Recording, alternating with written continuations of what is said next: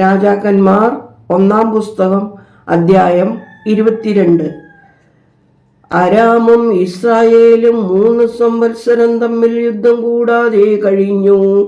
3-ാം ആണ്ടിൽ യഹൂദ രാജാവായ യെഹോശാഫാത്ത് ഇസ്രായേൽ രാജാവിന്റെ അടുക്കൽ ചെന്നു.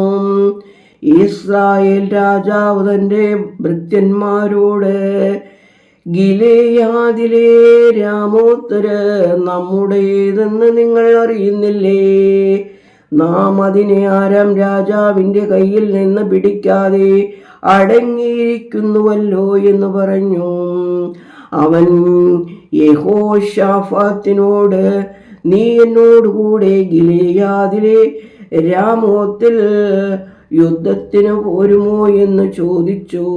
അതിന് യെഹോശാഫാത്ത് ഇസ്രായേൽ രാജാവിനോട്, ഞാനും നീയും എൻ്റെ ജനവും നിന്റെ ജനവും എൻ്റെ കുതിരകളും നിന്റെ കുതിരകളും ഒരുപോലെ അത്രേ എന്ന് പറഞ്ഞു.